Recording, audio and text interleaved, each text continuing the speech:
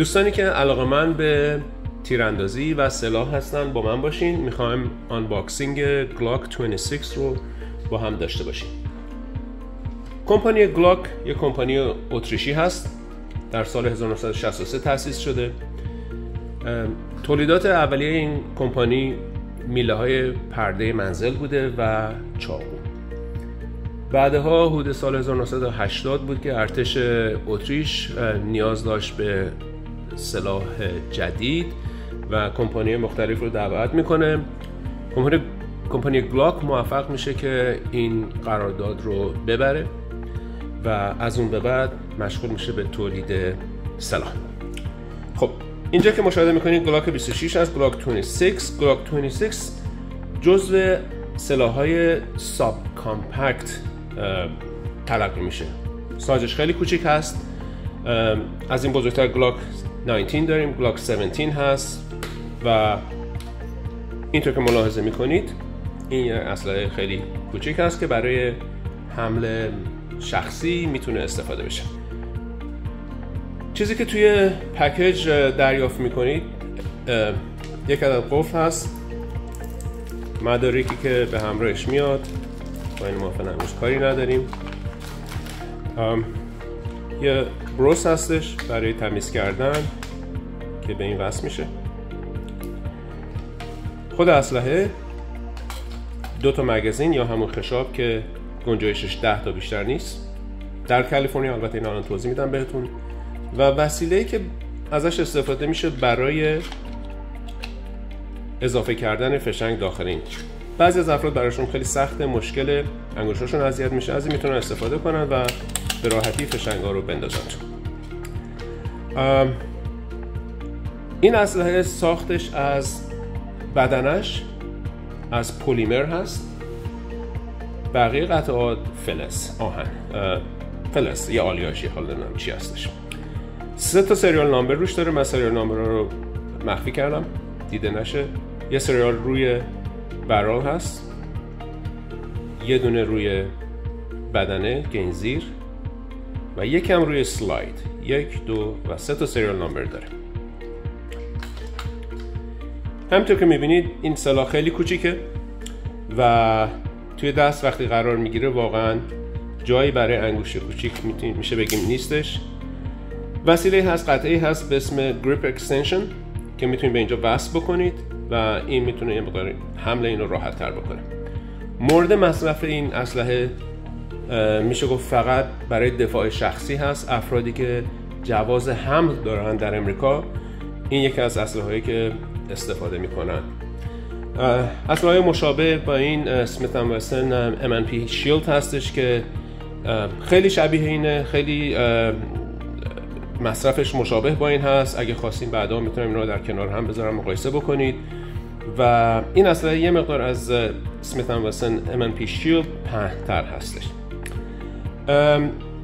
چیزهای دیگه که راجع به این میتونم بهتون بگم که این اسلحه 9 میلیمتره. مهمتر از همین تعداد فشنگ‌ها همینطوری گفتیم 10 تا هست. 10 تا داخلش قرار میگیره. طول برال 3.5 اینچه تقریبا و وزن این حدود 560 گرمه. یه مقدار شاید فکر کنید سنگین باشه به خاطر این مقدار فلزی که در این به کار برده شده. مگزین رو لیستش این دکمه هست که فشار میدیم. این اصلا نوع یه مقدار سخته، فعلا میشه بگیم آب بندی نشده. تا حالا با این اسلحه در ضمن شلیک نشده. این اسلحه 3 تا ایمنی داره، سیفتی فیچر. یکی این قطعه‌ای که اینجا میبینید این کوچیکه، نمیدونم تا چقدر مشخصه، بیارمش بالا دوربین. تا این فشار داده نشه این ماشه عقب نمیره. 2 تا سیفتی فیچرش هم نمیتونیم ببینیم، داخل این هستش. این اسلحه اگر زمین بخوره پرت بشه به هیچ عنوان شلیک نمیکنه و این یکی از چیزهایی هستش که گلاک خیلی بهش افتخار میکنه. مهمترین چیز برای هندلینگ اسلحه این هستش که اول مطمئن باشین که هیچی توش نیست، فشنگ نداره، خشاب مگزین در اومده و اسلحه رو هیچ وقت به سمت کسی نگیرید، حتی اگه مطمئن باشید داخلش هیچ چیزی نیست، برای اینکه ماسل مموری به وجود میاره و میتونه یه عادت بدی بشه. یه موقعی خدای نکرده زمانی که فشنگ توش هست ممکنه اتفاق ناگواری بیفته. پس همیشه اسلحه رو نوکش رو به پایین بگیرید، رو به دیوار نگیرید. دیوارا درایوال راحت فشنگ ازش رد میشه میره خونه بغلی یا اتاق بغلی. بی‌نهایت خطرناکه که این کار لطفاً انجام ندید. این اسلحه خیلی راحت دیس اسمبل میشه، دیزاین بی‌نهایت خوبی داره. به این صورت هستش که با یک دست اینو میکشیم عقب، این دکمه رو میزنیم پایین و این به همین سادگی باز میشه. خیلی ساده اینو دیزاین کردن. این قطعه کویل سپرینگش هست، 3 تا فنر یا 2 تاست میسین، 2 تا فنر داخل هم قرار گرفته و این هم برالش که به این صورت در میاد.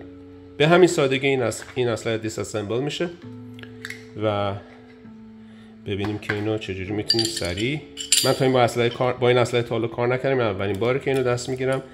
هیچ وقت از این شلیک نشده، حتی تو رنج هم نرفته.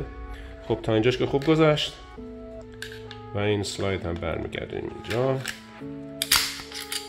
و این اسلحه آماده است. این گلاک 26 جن 3 هستش، جنریشن 3. بعد از این جن 4 و جن 5 هم تولید شده، ولی در کالیفرنیا اجازه کسی نداره اون اسلحه رو از مغازه بخره. به صورت شخصی میتونه بین افراد انتقال پیدا کنه، ولی نمیتونید شما برین مغازه اسلحه فروشی جن 4 یا جن 5 رو بخرید. یه مقداری بهترش کردن. من شنیدم که جن 5 دیگه این برجستگی ها رو نداره، خیلی سموت هست. به نظر من این حتی بهتر میتونه باشه. و افرادی که دوست دارن تیراندازی بکنن، خیلی خوبه که یه بار برین رنج، اونجا اسلحه هستش بهتون در اختیارتون میذارن. مسئله ایمنی رو خیلی رعایت بکنید و سوالی اگه در این مورد دارین میتونید برای من مسیج بذارید و من سعی میکنم سوالاتون رو جواب بدم تا اونجایی که وارد هستم و میدونم. ممکنه ویدیوی دیگه من درست بکنم که گلاک 26 رو بغل گلاک 17 و گلاک 19 بذارم، از لحاظ سایز بتونیم اینا رو با هم مقایسه بکنیم. همینطور این اسلحه که بیشتر برای حمل شخصی و افرادی که جواز CCW دارن به این اسلحه رو میارن رو در کنار یه اسلحه دیگه که مخصوص به حمل هست بیشتر و ساخت اسمیت اند وسن هست، M&P شیلد، میتونیم اینا رو در کنار هم بذاریم با هم مقایسه بکنیم. هنوز تصمیم ندارم اون ویدیو رو درست کنم، ولی در نهایت این کار رو شاید انجام بدم. اگر سوالی چیزی در این مورد دارین یا اگر دوست دارین ولی نمیدونین کجا شروع بکنید برای یادگیری، برای حتی بگیم اسمشو ورزش، میتونین بذارین با من تماس بگیرین. من سعی میکنم راهنماییتون بکنم.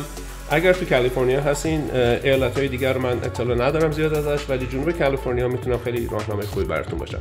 دوستان امیدوارم که روز خوبی داشته باشین، سیف باشین. اگر اسلحه دارین امیدوارم که خیلی ازش خوب نگهداری کنین و به امید دیدار.